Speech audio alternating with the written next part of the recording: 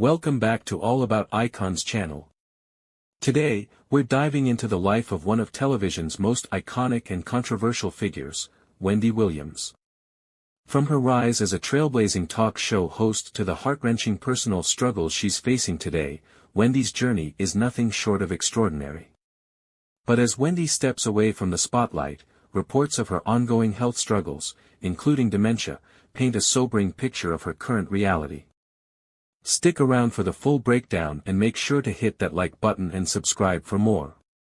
Let's dive in. Wendy Joan Williams was born on July 18, 1964, in Asbury Park, New Jersey.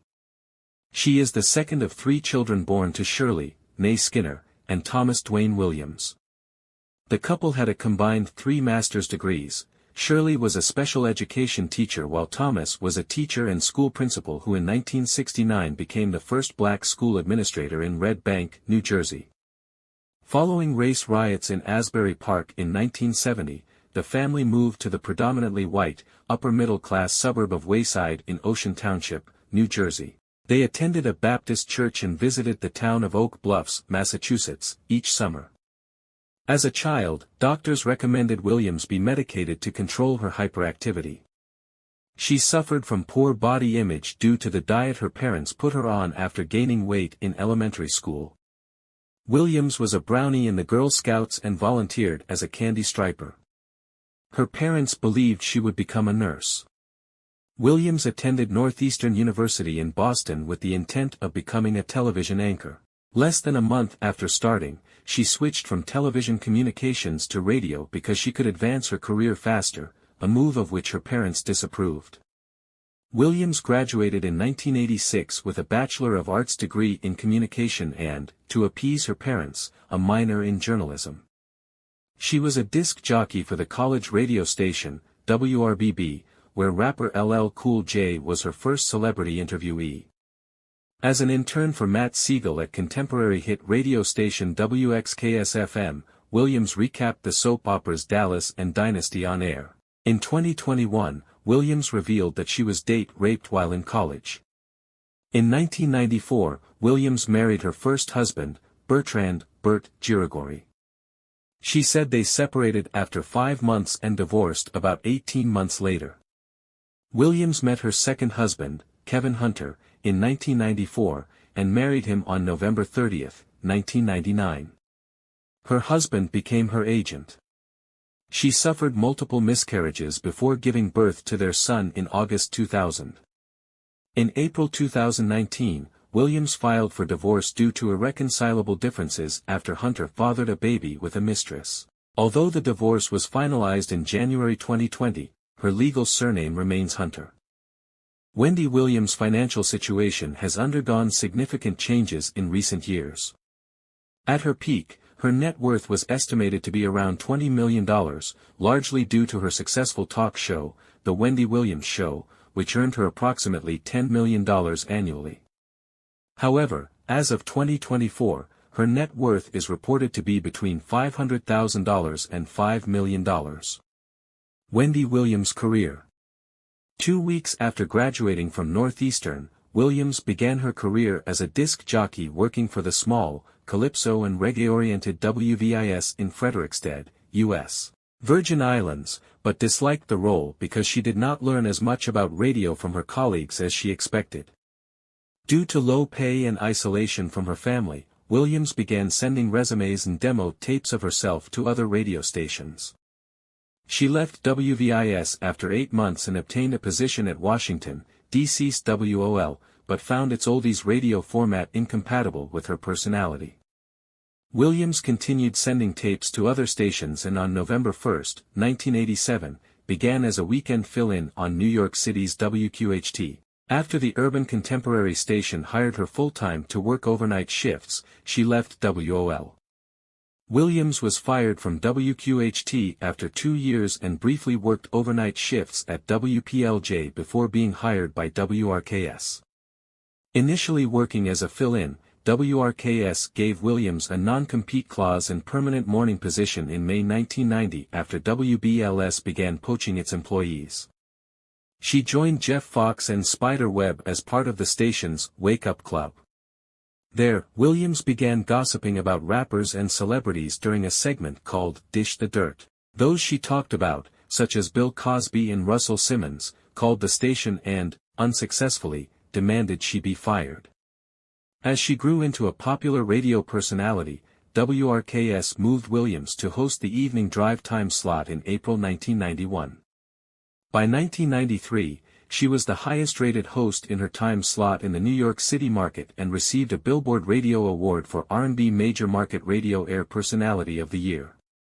Williams co-hosted American Urban Radio Network's syndicated Top 30 USA Song Countdown program in 1993 and USA Music magazine in 1994.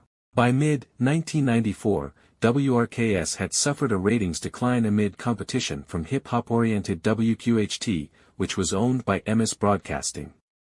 In an effort to reverse the trend, WRKS moved Williams back to mornings on September 26, 1994, where she hosted a program titled Wendy and Company. However, MS purchased WRKS less than 3 months later and transferred Williams to WQHT, where she began hosting the evening drive time slot on December 12, 1994. As WRKS was reformatted into an urban adult contemporary outlet geared toward older audiences, they believed Williams would better reflect WQHT's younger demographic. By this time, Williams attended parties to gain information which she would report on air in addition to reading tabloid newspapers. She continued gossip segments and gave relationship advice to teenage girls during Ask Wendy. Williams's ratings increased dramatically after she read aloud a magazine article about an anonymous rapper confessing to being gay. She became known for speculating about his identity and spread rumors that there was not one, but multiple gay rappers who were not open about their sexuality. Among her insinuations was that Tupac Shakur was raped in prison, which he denied. Williams employed the term pinkies up when alleging someone was gay and regularly used the slur faggot, which she considered to be inoffensive.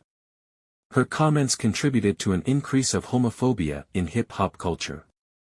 Williams created a website, www.goindy.com, as an offshoot of her radio program. Featuring photos and rumors of celebrities, it received up to 100,000 views per day. In April 1997, WQHT suspended Williams for 1 week after mentioning her website on air, which displayed a doctored image of Bad Boy Records executive Sean Combs naked from the waist down having sex with another man. The station suspended Williams again in September 1997 for online comments insinuating that her colleague Angie Martinez's boyfriend Q-Tip was gay. Upon her return after deleting the post a month later, Williams called the Bad Boy Records girl group total broke hose after their comments favoring her suspension. WQHT permanently removed Williams and her fans protested outside of their offices. By this time, Williams had received more than 50 letters from the station regarding her lack of good judgment.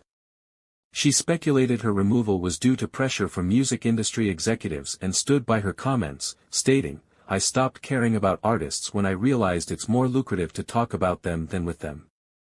She was fired from Hot 97 in 1998. Williams was hired by a Philadelphia urban station, WUSL, Power 99 FM. She was very open about her personal life on air, discussing her miscarriages, breast enhancement surgery, and former drug addiction. She helped the station move from 14th place in the ratings to 2nd. In 2001, Williams returned to the New York airwaves when WBLS hired her full-time for a syndicated 2 to 6 p.m. time slot. Williams' friend, MC Spice of Boston, offered his voiceover services to the show, often adding short rap verses tailored specifically for Williams' show. The New York Times stated that her show works best when its elements, confessional paired with snarkiness, are conflated. By 2008, she was syndicated in Redondo Beach, California, Shreveport, Louisiana, Wilmington, Delaware, Toledo, Ohio, Columbia, South Carolina, Emporia, Virginia, Lake Charles, Louisiana, Tyler, Texas, and Alexandria, Louisiana, among other markets. Williams left her radio show in 2009 to focus on her television program and spend more time with her family. In 2008, Debmar Mercury offered Williams a 6-week television trial of her own talk show. A syndicated daytime talk show hosted by Williams titled Wendy's World was poised to debut in fall 1997, but never aired. On July 14, 2008, Williams debuted her daytime talk show, The Wendy Williams Show, in 4 cities during the summer of 2008. During the tryout, the New York Times remarked that the show created a breakthrough in daytime by introducing the genre of the backtalk show. After a successful run, Fox signed a deal with Debmar Mercury to broadcast the show nationally on their stations beginning in July 2009. In addition, BET picked up cable rights to broadcast the show at night. In 2010, BET started airing the show internationally in 54 countries through BET International. The show attracted 2.4 million daily viewers on average, with Williams trading off daily with Ellen DeGeneres as the #1 female host on daytime television. Williams hosted a game show for GSN called Love Triangle, 2011, for which she and her husband Kevin Hunter served as executive producers. Williams played a judge on the Lifetime Network show Drop Dead Diva, 2011, and served as a guest judge on The Face, 2013. Williams was paired with Tony Dovolani as a contestant on the 12th season of Dancing with the Stars. She was eliminated second.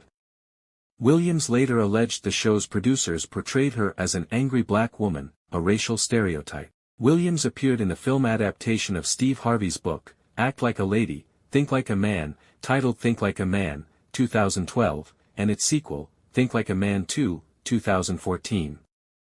In 2012, it was announced Williams would enter into a production alliance with producers Suzanne de Passé and Madison Jones to create movies and television shows aimed at multicultural audiences.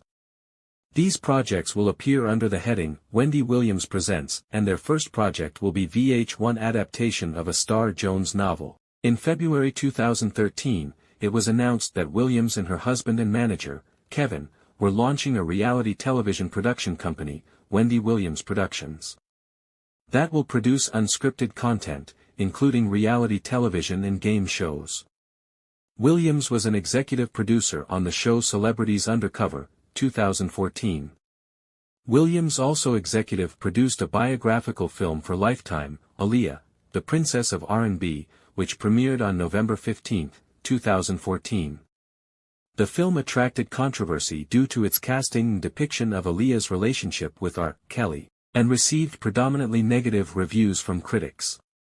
In September 2015, the documentary series Death by Gossip with Wendy Williams premiered on the Investigation Discovery Channel, both hosted and produced by Williams. In 2013, Williams was cast to play the role of matron Mama Morton on the Broadway musical Chicago.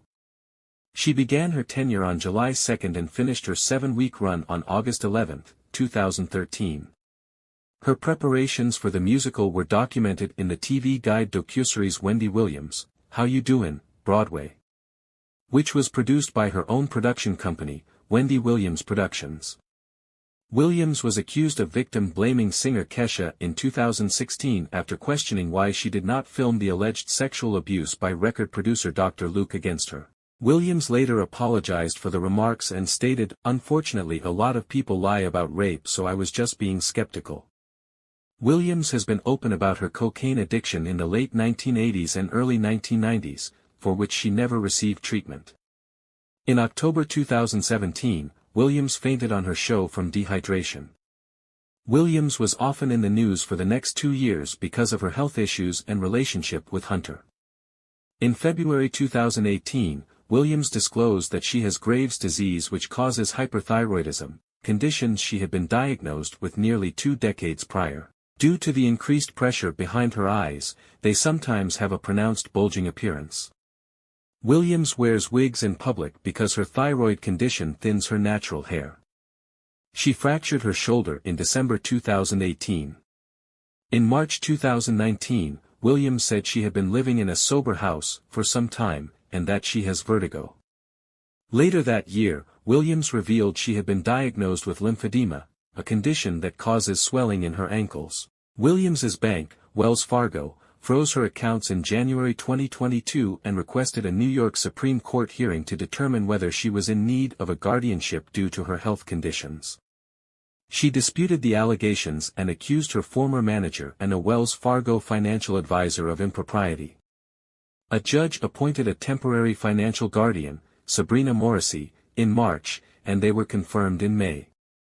Williams entered a wellness facility to treat her health issues. She returned to public activity in November and prepared to launch a podcast, though she did not end up releasing it. According to her representatives, Williams was diagnosed with aphasia and frontotemporal dementia in 2023 and entered a cognitive facility. A documentary chronicling Williams's life since 2022, Where is Wendy Williams?, aired on Lifetime in February 2024. Morrissey unsuccessfully sued to prevent its release, claiming the documentary exploited Williams. Wendy Williams' guardian claims that the former talk show host's health is in severe decline.